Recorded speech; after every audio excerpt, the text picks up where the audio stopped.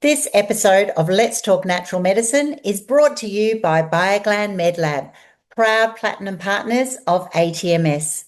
Built on 50 plus years of healthcare experience and nutritional science, BioGlan MedLab delivers practitioner-only formulas, trusted by practitioners, loved by families.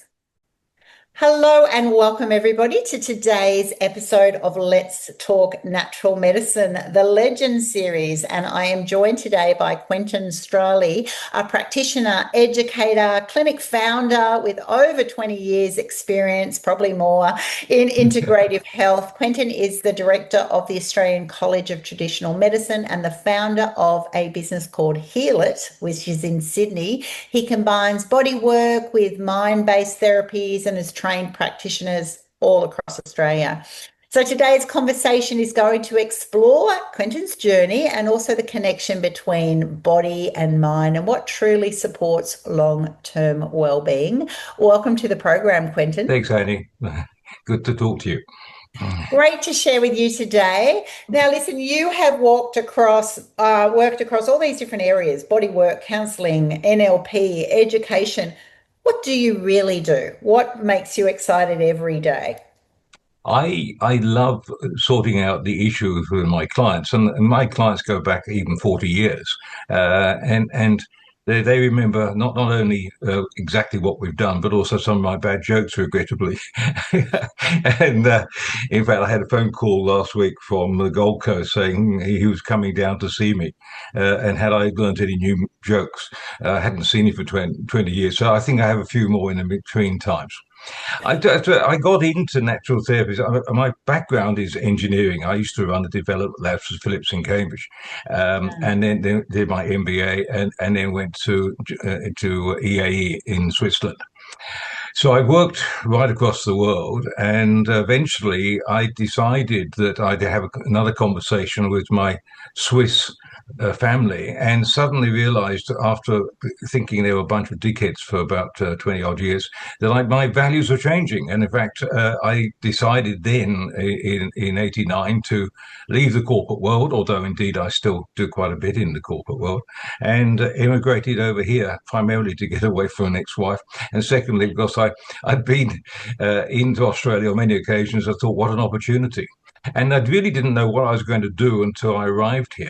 But I decided, in fact, on what I wasn't going to do. I wasn't going to go corporate, and then retrained. I started doing remedial, started doing Bowen, Neuralink, AK, all sorts of techniques. And every year I've learned a new skill. And I'm always researching everything because we're breaking through so many new stories all the time as well. The extraordinary pace that we're actually I'm quite surprised. People often ask me a problem, and then a week later, I found a solution. And I don't blame AI for that, but I think there's so much out there anyway. I've always reluctantly said someone might die from a spelling mistake from Google, but fortunately, it hasn't happened yet. What an incredible journey. So a Swiss man who does engineering and an MBA, very specific career path, to actually just leave all of that, come to Australia. And then it sounded like a lot of your diversity, if you like, where I started, came from a bit of a journey of self-exploration. Well, it is, and in fact, ironically, when I've gone back to Switzerland, they often organise practitioners, and I do training, um, which is struggles with my language because my Deutsche Swiss is not very good. But no, it really makes a enormous difference wherever I go around the world. I get guest lecturing, and I love doing that as well. But it's such a big subject, and there's so many things that have happened over the last 100 years. I mean, look at some of the translations from the German between the First and Second World War. You can see just how much research has been ignored and forgotten about. So once we get into that, we can start to get really exciting results. And that's what I love. And that was keeps me going. I should have retired years ago, but I've told everyone I retired, but they don't believe me. Oh, we're always lifelong learning is the thing these days, and that's it. If it brings you joy, doesn't feel like work anyway, does it? Well, exactly. I have the luxury of actually living in the Hunter Valley. I come down to Sydney 3 days of the week, and so I can also do additional guest appearances at other places up here as well. So it's never feels like work. It's always enjoyment, and I always say I love my clients. They're so interesting. They're so complex. And for example, over Christmas, there's been disaster after disaster, and everyone says, "Why are you still doing it?" I say, "Well, because everyone forgets just how much the rest of the family hate the rest of the family until it comes to Christmas once a year. So I'm doing so much Oh, counselling as well." it's a pressure cooker, isn't it? Absolutely. So, Exactly. I love that lifestyle balance, by the way. Hunter Valley to Sydney 3 days a week sounds perfect. You founded the Glebe Healing Centre about more than 20 years ago, and it's now Well, called nearly 40, Heal It. 30 years ago. Yeah. Yeah. 30 years ago. There we go. Yeah. Let me get my facts right. So you Mm. now call it Heal It, which is a great name. Was there a specific gap that you were trying to fill there, or did you just start a business in a certain area and then it's just sort of morphed into Well, more it things? was early days. I got to know Chris up at Thursday Plantation, and I got into essential oils. And in those days, essential oils were fairly rare. Also, we used to have ambient music, believe it or not, CD after CD of ambient music. And so I got into the retail side and started to employ these nut houses called practitioners, and started to relate to them. So that's when I decided that I ought to actually be in the back room rather than the front room. And that changed my life. And I can remember the frustration. I did my first diploma in remedial massage down in Glebe, and it was a great course. But a lot of people were going to do adjustments on bone structure, and that frustrated the hell out of me. So I got to hear about Tom Bowen's technique and got into that. And ever since, I've used the neural pathway triggering systems that he developed, whether I'm doing remedial massage or reflexology or iridology or whatever. So if you look at the 640 major muscle groups we have and the 206 bones, and the speed of the processing of the fibrillar, the signaling system, is quite extraordinary. And I've measured that. I've used thermal imaging above the bed for about 7 months once when I was doing my research. Because I'm always doing research. I can't help it. It's part of my background, engineering Who you degree. are. That's right. And so at the moment, I'm working on 3 new projects. We launched over 30 years ago a product that sorted out IBS problems, and so a lot of the products we got on our shelf actually sort the problems out in remarkably fast time. And one of the Mm, frustrations I get is some of the my colleagues are supplying products on the shelf which don't work.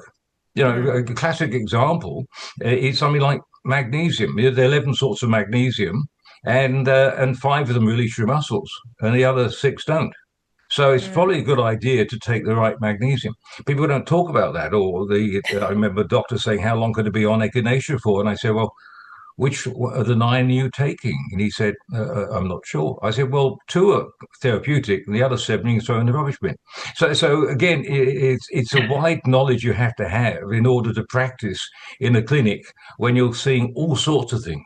Mm. Yeah. I think that's a really great point.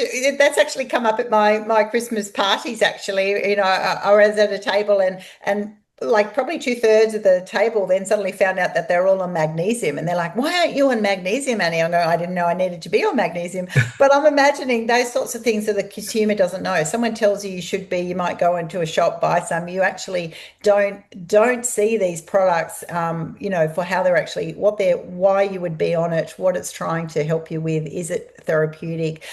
So important to see a health practitioner. A great example of that, and the echinacea is probably a lot the same. I would love to focus on Bowen therapy though, because most Yeah, of people course. go very comfortable with, yeah, we all know what remedial massage is and have a regular massage, hopefully.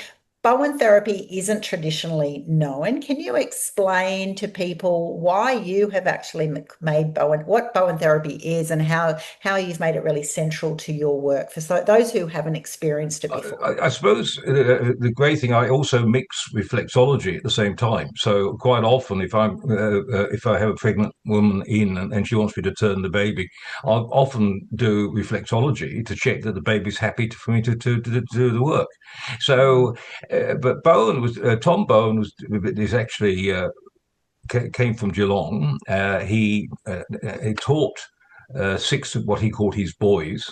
He died in 82, but and he asked people, no one to be taught for at least after his death. So it was 86 that Ozzy Wrench started the training. And I took the opportunity of actually going to the other boys as well, the chiropractors, the remedial, the osteo. So I got a picture from all aspects as such. And Tom was basically developing a triggering system, a high-speed triggering system underneath the muscle groups called fibulae. It used to be mentioned in most of the books, but it's now been taken out. But that's part of that neural resetting system in the body. Bearing in mind, you've got three brains. You've got the body, you've got the heart, and you've got the head. The head is the control freak. It thinks it controls everything. But in fact, the body handles about 15.6 gigabytes every second, whereas the conscious mind only handles 7 items. And so when you look at the early stage, about 70% of our value sets are put in the first 9 years of your life. So hopefully you chose our parents wisely. And so the triggering system is a reset system in the body. And if you do some basic moves, the subconscious says, crikey, I made a mistake, and will change. And time and time again, I've seen profound changes by taking the minimum amount of milk. Sometimes we feel we could have done a lot more, but in fact, in reality, we only need to do a small amount to get the body to correct itself. So Tom went out with it, and I've taught it all around the world. I became a trainer and demonstrated on many occasions around the world, and with quite profound outcomes. I remember the Mind, Body, Spirit Festival. I used to do a demonstration on stage a couple of times a year, and I would take someone and say got a sublux shoulder, and literally on stage do the adjustments. And if it hadn't been for the people in the audience crying, they would have thought it was a setup. It really does. It's quite profound changes. Yes, it is. Yeah. But of course, if you look at the processing of the body, it's continual upgrading. And so I've taken it further. I did Neuralink, which is a chiropractic technique as well. And then that saddened me because I realized an awful lot of chiropractors using old technology. They're still pushing bones back into place rather than getting the muscles, ligaments, and tendons to do the work for you, which is what Tom developed, a technique where you can actually get the body to slowly pull everything back into shape. And things like scoliosis can be literally corrected within 2 or 3 days using Bowen. Wow. And because of the emotions in the body, I mean, as you probably know, the Chinese don't largely say you broke my heart; they say you broke my stomach. That's where we feel major conflicts. And so when you look at Bowen, it's actually looking at the neural pathways in the body, what you would call your tantric energy, your free-flowing energy in the body. Nothing to do with sex, just the free flowing. and so he developed this technique, and I've taught it over in the States before the Olympics, and some of their practitioners came over here. So the government over here said, "Oh, if the Americans are using it, it must be okay."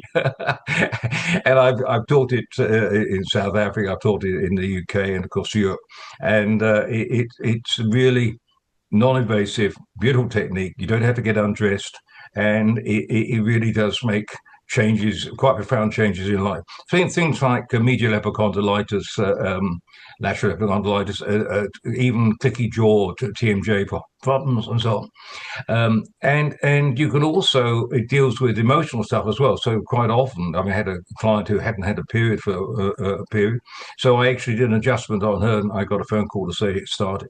So you're dealing with a lot of stuff that the conscious mind doesn't listen to. I mean, it's almost like the subconscious is saying, Houston, we have a problem. Shut up, shut up. And we don't necessarily listen. I suppose one of the most profound ones for me was 32 years ago. I had a guy with cancer, and I was doing kinesiology. And I was saying, what was his subconscious aware of the cancer? Yes. Was it able to do something about it? No. And I thought, oh, crikey. And so I said to him, look, under those rare circumstances, if we use deep hypnosis, we can download the blueprint for health, not actually believing it at the time. And anyway, we put him to deep trance, asked him to download the blueprint for health, and then half an hour later, had a cup of tea, chatted, then did nothing, said anything. I said to him, so, was it aware of the cancer? Yes. Could it do something about it? Yes. And then we did what we call bookend analysis in kinesiology terms. And believe it or not, this year he turned 100. Wow, what an innings. There you go. and he's down in South Australia nowadays. So I love what we do, because you sometimes think it's almost magic, you know. And I suppose it takes me back to when I was back with Philips. I was in Chicago learning about a telephone switching system, and I was the only one asking the questions, and I was saying, excuse me, and he said, oh, FM. I thought, frequency modulation. Okay, fine. And then 2 more days in, so, excuse me, how does that work? FM could be phase modulation. They don't know how to spell over there. And at the end of the course, I said, look, this enormous schematic, tell me how it works. He said, FM. I said, what, frequency modulation, phase modulation? He said, no, fucking magic. And in that respect, I see an awful lot of what we do is FM. You know, that's why I've always experimenting. I designed and built the first hyperbaric chamber 27 years ago, and we got results. This 6-year-old was found semi-dead in the bottom of the swimming pool. He now walks and talks and is normal. And so I love it. My advice to young people is find mentors that can help you. I think that's the critical thing. I found some wonderful mentors, and also don't give 100%, give 110%. Makes one hell of a difference, and always research everything. Yeah. I've never lost a client by referring them to somewhere else. I think that's really important. Yes. I think we need to know our limitations, and sometimes we have to pass on. Anyway, I'm talking too much. No, this is unpacking your journey. I'm absolutely enjoying all of this, Quentin. Because I was going to ask you, well, what kind of issues do people most commonly come to you? And you've covered cancer and drownings and periods and all sorts of things. Like, how does someone know they go to find you? You know what I mean? Like, what are they looking for? And is it because you've got this mind-body integration? You've got so many integrated approaches. You know, you've got, I'll get you to speak about NLP in a minute, and you've got hypnotherapy, and you're a big fan of Bowen. And is it because you've got so many specialties that you then can see how they will apply, or you intermix things, and then how does someone actually know I would go and see Quentin professionally? Most are referrals. I have wonderful loyal clients, and I'm always getting emails and phone calls and so on, and having a chat and saying what we could do. So particularly with even sexually transmitted disease, we're experimenting with a new combination for herpes simplex type 2.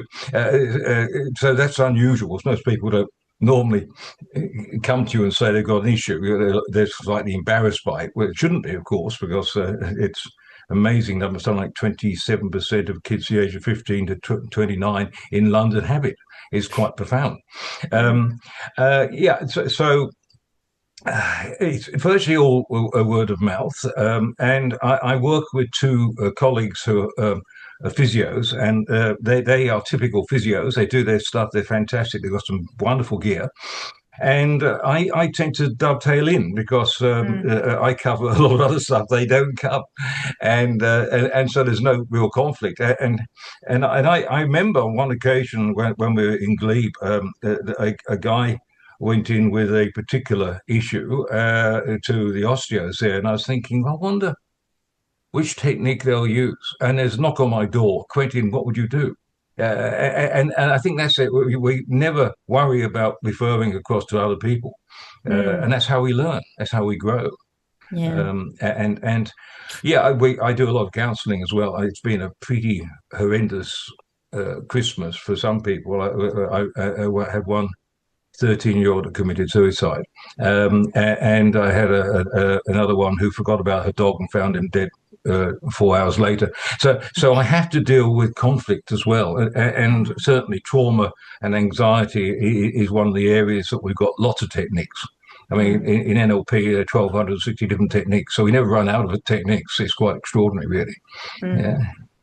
How did you decide, what is NLP for those who are listening and don't know what it is? And how did you find then that NLP or hypnotherapy support physical healing? Because you've started off a journey to provide help with physical healing, but a lot of your focus seems to be a lot more about that sort of mind-body integration.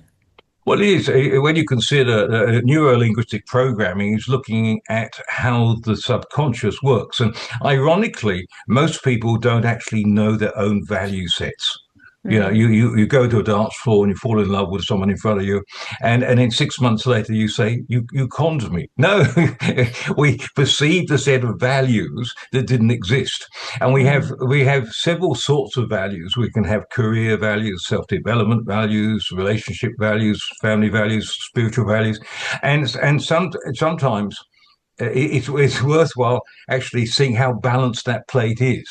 Ironically, I was running a course, a telecoms board, and I had built a plates with a hole in the middle and a string hung out.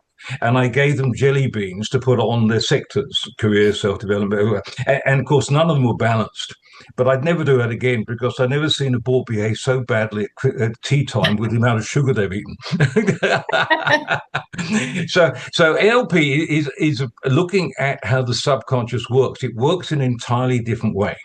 It does things, it has modalities. It sees, it touches, tastes, it smells, it feels.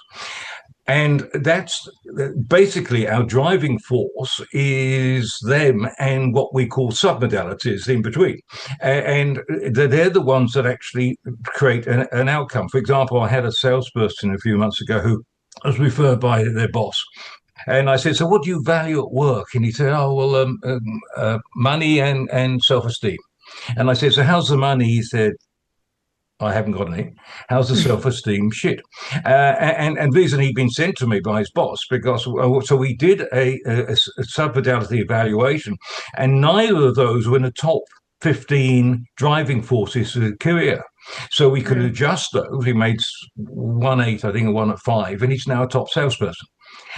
People tend to forget the driving force is in the subconscious, not in the conscious mind. And it's one of those things you can't actually do yourself. Because your conscious mind takes over. And so you need to go to someone to actually really drag out the value sets. And what's really important is with the value sets, that if you've got what we call an away from in the top 5, then you're probably close to clinical depression. And so sometimes we not only have to adjust the level of them, but also actually the direction. Classically, I can be walking towards abundance and feeling happy and dynamic, or I can be walking away from the fear of poverty. So one's an away from, clearly, and one's a towards. And so when you're checking someone's values, it's really important because the difference between you loving something and hating something is the way you store your submodalities. But it's a big subject. it's Yeah, one. it's a It's huge one. subject, and thank you for the overview. I think it's such a fascinating area to get into, and yes, I recommend everyone do a lot more sort of research or exploration in that area. So, what patterns do you repeatedly see in people who are stuck in pain or poor well-being, we'll call it? Is it that they haven't sort of taken a time to pause to unpack what drives them, what they're going towards, what they're running away from? Uh, Over to you. Well, but one of the sad things is a lot of people do not accept responsibility. Mm, And if they don't accept responsibility, they can't do something about it. mm, I go back to my number one rule of life. I always get what I need, and I get into trouble if I get what I mm, want. Worse still, because the subconscious doesn't process negativity, it can only do it in a positive way. It stores emotional baggage. If I mm, said to you right now, do not, right now, visualize a bunch of bananas, you lay me down because you cannot not. So mm, the nature of life is to know what you need and avoid what you don't want. mm. Tragically, so many people spend their life almost in victim mode because they know what they don't want. Yes, exactly. That is at the forefront all the time. And I started that actually when I first became a CEO. I'd had a previous CEO. I'd had some good experiences, and then I had a bad, and I spent the next couple of years going, I know more about what I don't want. But then, and I think that was helpful for a while, but then I had to actually come to that stage of, but who do I want to be? What I am known for, rather than you just trying to not be like them.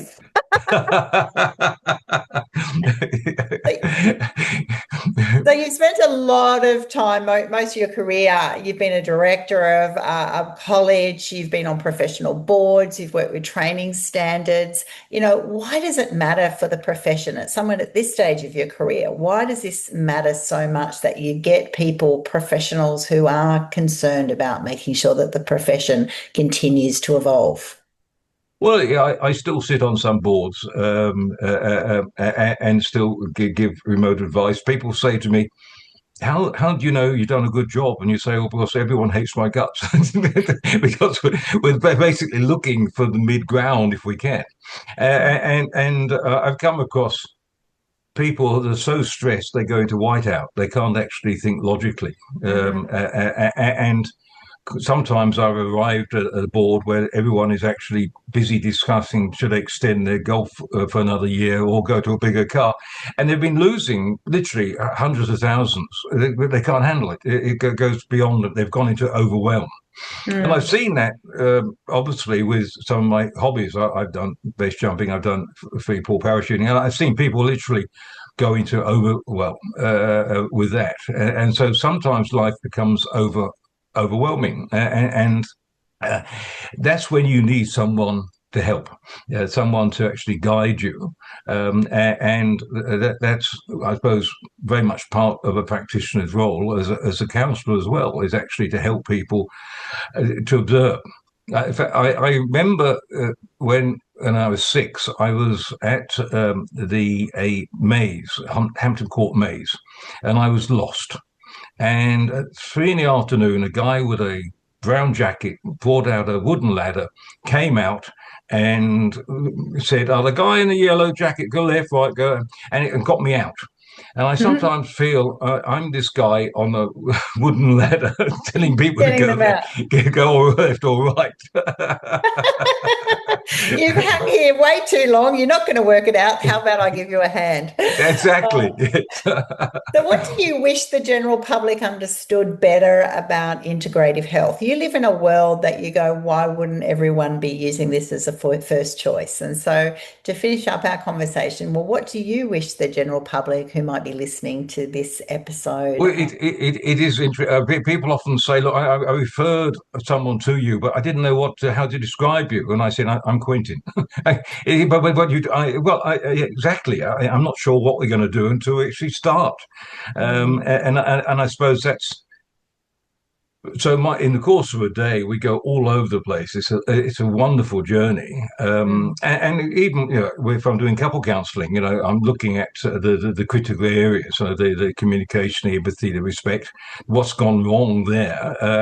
Plus, one can be highly kinesthetic, someone can be highly visual, someone may be entirely auditory. And I might have to say to someone, I think you better write down your issues so that they actually understand rather than tell them, because they're not listening. And so sometimes communication and logic structure is easier observed from a distance than actually when you're right in there. So dissociating is classic for a lot of stuff. And I suppose dealing with most emotional baggage in a dissociated sense is far better. So association, do I want to take you back to the age of 2 when you were abused by your teddy bear? No, I don't. We've moved on from Move that, haven't we? Well, hopefully. Yeah. So looking back on your career now, at this great stage of life that you're at, what are you most proud of? Oh, um, technically, some of my designs for actually Philips are still being used today. Go right back to I designed the first encryption systems for the embassies around the world, and so I've gone all the way from there to here. But one of the things I'm always updating is all my research. So I can remember having come out of Cheltenham with the 2 senior directors of Philips. I'm in the back seat, having spent 7 years designing this design system. I'm in the back seat saying, we could remodify. They both turned around and said, "Shut up," because I'm always working at a better way of actually doing something, And after 7 years, so and same with my clinic. I'm always looking. At the moment, we're looking at type 2 diabetes. We're looking at actually sorting out autism. I do a lot of hair analysis. I look at spectrums. There's so much we need to do. So every day I'm proud of what we do. And my wife will often say to me, "When are you going to retire?" I said, "Well, I don't think I'm allowed to." I think never. I think you're definitely too innovative, engaged, curious, deliriously happy about being in the space you're in. I think it's just a lifelong journey for you, Quentin. Yes, thanks, Andy. So if someone is feeling overwhelmed, disconnected with their health, they've listened to this episode and thought, you know what, I haven't taken time to pause. I feel like I'm stuck somewhere that I haven't even thought, how did I get here? But also then I don't have someone with a ladder. How do I get out? How do I do that next step? What's a simple place that they could start today? I think to discuss. It's the same with any relationship. I always say to couples, once a month, go out, have a breakfast somewhere in the public, and say what's working and not working. Exploring that conversation can be quite useful, and to avoid being defensive. Listening to the feedback. If you genuinely want to make changes, you need to get as much information as you can, and then make what is going to motivate you to make those changes. I mean, bearing in mind, a lot of people blame the world externally. They don't actually look at themselves. They are the center of their universe. I was up in up in Dolby, and the mayor welcomed me on stage and said, "Welcome to the center of the universe." And I said, "Well, now that I'm here, it is." I don't think he understood he was a politician. Oh, I love it. Love it. A good dose of ego and self-assurance. It's often goes a good way along with many other beautiful balanced things. Thank you for sharing your journey with us today, Quentin Strauli. You've just what an amazing life that you have lived, and really appreciate you sharing that with our listeners. And to those listening on, we'll have another episode next week, so stay tuned. We're doing the Legend series on Let's Talk Natural Medicine. So you're going to be hearing from a whole lot of people who've been in this industry, natural therapy industry, for 20, 30, 40 years. And it's just great unpacking, why they made these massive choices. Look at Quentin today, going from engineering to becoming a natural medicine practitioner in so many areas. It's a fascinating space. And if you haven't already done so, jump onto atms.com.au and join Friends of Natural Medicine. It's our community. You'll then get heaps of freebies. You'll get lots of education, blogs, recipes, links to this podcast, and more. We look forward to joining you and getting to know about your journey a little bit further as well. Until then, stay well.